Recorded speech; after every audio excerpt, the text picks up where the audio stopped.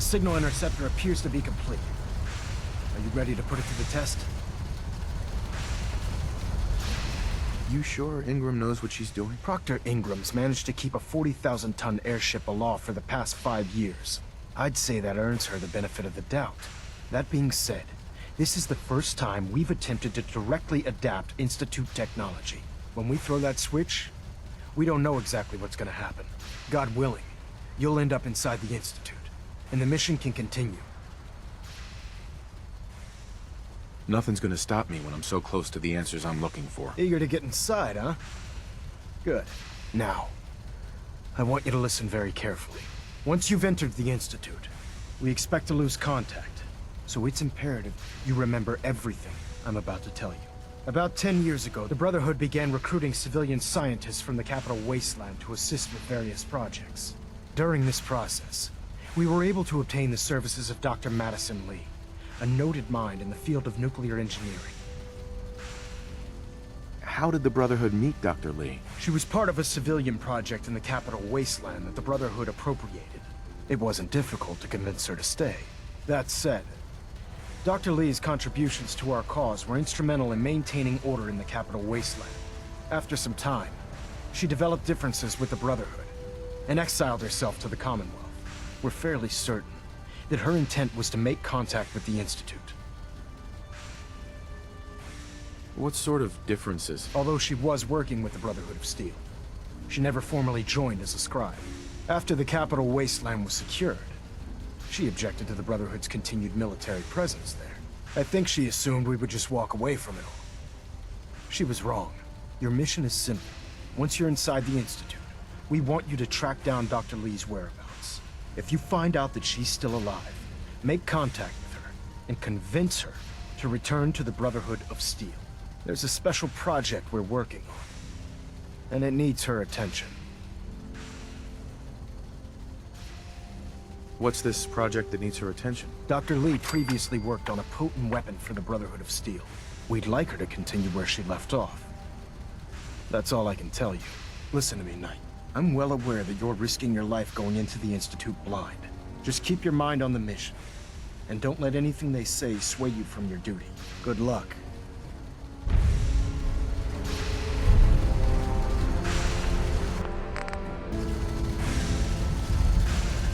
I've checked and rechecked everything. I think the signal interceptor's ready to go. Are you? Shouldn't we test it first? Not with a single frequency code. The second you arrive and the Institute figures out which signal we hijacked, they'll change the code, and we're locked out. This is a one-shot deal. So what do you say? You ready to give it a try? Let's do this. All right. Head up onto the platform and we'll see if I can find a signal to lock onto. Are you in or are you out? Make up your mind. Hey! How about channeling that anger somewhere else?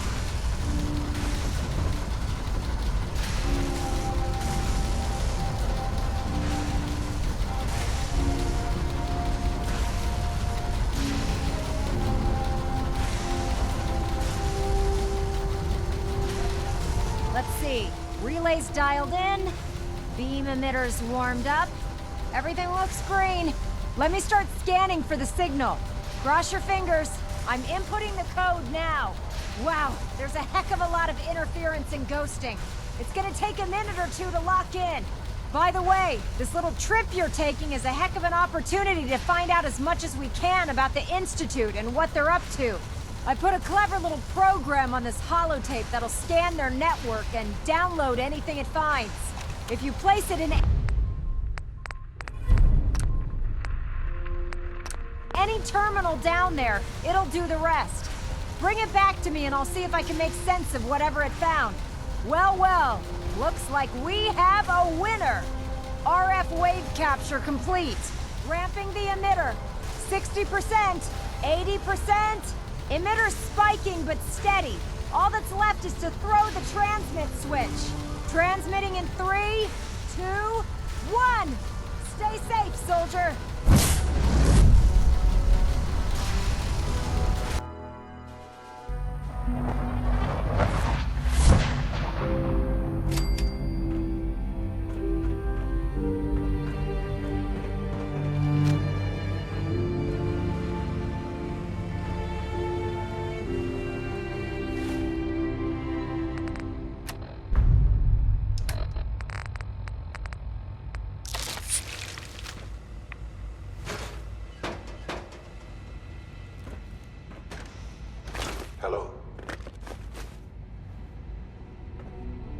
wondered if you might make it here.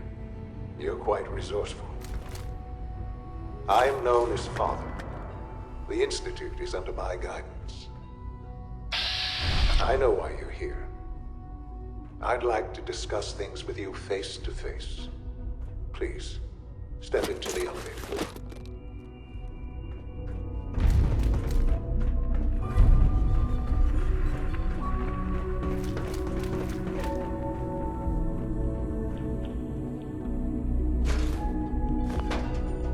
Busted.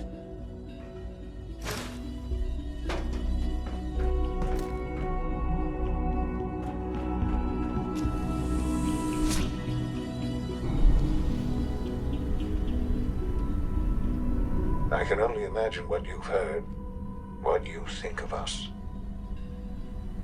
I'd like to show you that you may have the wrong impression. Welcome to the Institute. This is the reality of the Institute. This place, these people, the work we do. For over 100 years, we've dedicated ourselves to humanity's survival. Decades of research, countless experiments and trials, a shared vision of how science can help shape the future. It has never been easy, and our actions are often misinterpreted by those above ground. Someday, perhaps, we can show them what we've accomplished. But for now, we must remain underground. There's too much at stake here to risk it all.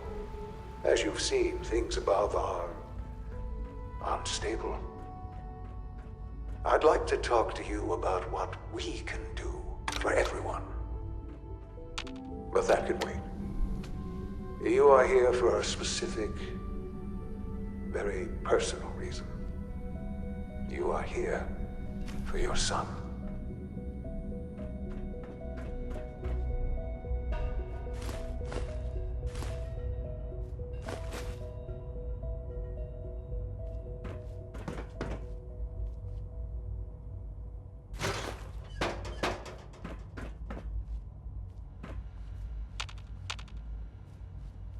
Jammed.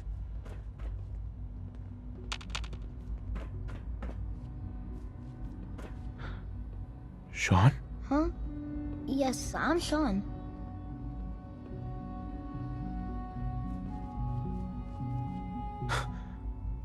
Sean? Oh my god. It's really you. Who are you? Sean, it's me. I'm your dad. Father, what's going on? What's happening? Sean, are you okay? You're not hurt, are you? What's going on? Father? Father! Shh. It'll be okay, Sean. I'm here I now. don't know you. Go away. Father! Father, help me! There's someone here, help me! Who is Father? Where is he? Father? Father, help me! He's trying to take me! Father? Father, help me! Sean. S923, recall code Cirrus. Fascinating, but disappointing. The child's responses were not at all what I anticipated. He's a prototype, you understand.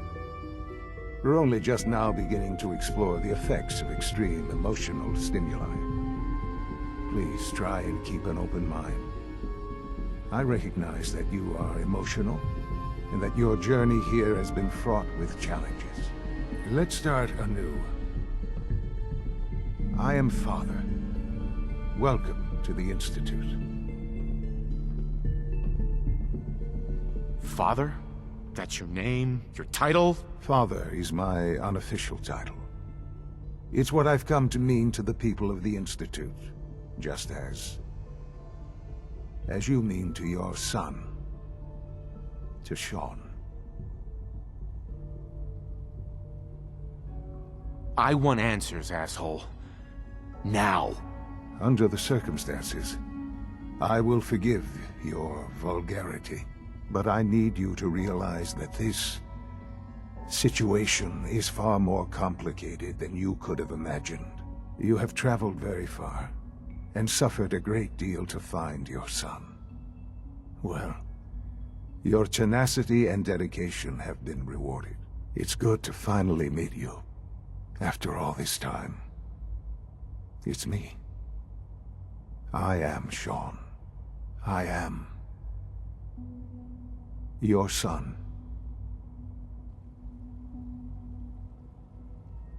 How is that even possible? I know this is a lot to take in. In the vault, you had no concept of the passage of time. You were released from your pod and went searching for the son you'd lost. But then you learned that your son was no longer an infant, but a 10-year-old boy. You believed that 10 years had passed. Is it really so hard to accept that it was not 10, but 60 years? That is the reality, and here I am, raised by the Institute, and now its leader. But why? Why take a child? Why take you? Ah, now that's the question, isn't it? Why me? At that time, the year 2227, the Institute had made great strides in synth production. But it was never enough. Scientific curiosity and the goal of perfection drove them ever onward. What they wanted was the perfect machine. So they followed the best example thus far. The human being. Walking, talking, fully articulate, capable of anything. Human synths? Really? Human-like synths. A great distinction. The Institute endeavored to create synthetic organics. The most logical starting point, of course, was human DNA. Plenty of that was available, of course. But it had all become corrupted. In this wasteland, radiation affected everyone. Even in their attempts to shield themselves from the world above, members of the Institute had been exposed. Another source was necessary. But then the Institute found me, after discovering records from Vault 111. An infant, frozen in time, protected from the radiation-induced mutations that had crept into every other human cell in the Commonwealth. I was exactly what they needed. And so it was my DNA that became the basis of the synthetic organics used to create every human-like synth you see today. I am their father. Through science, we are family. The synths, me, and you. And you've been down here the whole time? I have. Yes. I know you must have questions. Please. Anything I can do to help you understand. Kellogg. He worked for you? Kellogg. He was an Institute asset long before I arrived here. It wasn't until I became director that I learned of all the things he'd done. What kind of man he was. You knew the man was a psychopath, but you used him anyway? Would you have preferred that I turned him loose on the Commonwealth? At least keeping him on a short leash kept the collateral damage to a minimum. The Institute took advantage of Kellogg's vicious nature. I will freely admit that. Institute technology prolonged his life, and his usefulness far beyond any normal human lifespan. He never failed the Institute, but his cruelty became more apparent with every completed objective. I won't lie. It's no coincidence your path crossed his. It seemed a fitting way to allow you, us, to have some amount of revenge. What else can I say to ease your mind? Your mother. She never got to see you grow up? Yes. What happened to her was... I've gone over the records of the incident, of course. It seems her death was an unfortunate bit of collateral damage. Collateral damage? Is that all she was to you? I forget that it's been such a short time for you. I don't have any direct memories. And I've had my entire life to cope with the loss. Has it always been easy? Of course not. But I've done my best to move on and live my life. For many years, I never questioned who my parents were. I accepted my situation, and that was that. With old age comes regret. And asking what if more often. But what matters now is that you and I have a chance to begin again. What else can I say to ease your mind? So you're in charge of the Institute? I am the acting director, yes. I spent decades working to reach this point. It's a responsibility I take very seriously. The Institute. It's important. It really is humanity's best hope for the future, no matter what those above ground might think of us. But, director? Why you? I was the most qualified for the position, obviously. I've lived my life within these walls, dedicated to science like every other member of the Institute. My hard work has paid off. Ultimately, the Commonwealth has nothing to fear from us. Whatever you've seen or heard, I know I can convince you of that. Just give me time. I know there's more for us to discuss. But the Institute is on the verge of some important breakthroughs. Your presence would be appreciated as we approach them. I've been a part of something amazing here. I've helped to build a life for myself and the people of the Institute. And now, after all these years, you have an opportunity to help with that. Doesn't that intrigue you? Isn't that what you want? You want me to stay here? In the Institute? Yes, that is what I propose. Is it so hard to imagine? The Institute can provide a better life than anything above ground. You've been in the Commonwealth. You've seen what it's like. I assure you that you are better off with us. Your Institute has done some horrible things. Yes, well, the world is not what it used to be. What about the people you've aided in order to get here? What atrocities have they committed? The Brotherhood of Steel. They believe they're the only ones fit to control technology and destroy anyone who opposes them. And you would side with them. None have any true claim to nobility in this world. Those days are gone. But we are not the monsters we have been cast as. I simply ask that you give the Institute, me, a chance. A chance to show you what I've been telling you. We really do have humanity's best interest at heart. Will you take that chance? I just don't know. Just give it time. Give the Institute a chance. The Institute is now your home as much as it is mine. Please take some time, get to know it. Meet the people you'll be working with. You'll want to introduce yourself to the division heads. Dr. Fillmore in Facilities, Dr. Ayo in SRB, Dr. Holdren in Bioscience, and finally Dr. Lee in Advanced Systems. They've all been notified of your arrival, of course. Meet them, and then we'll discuss what comes next.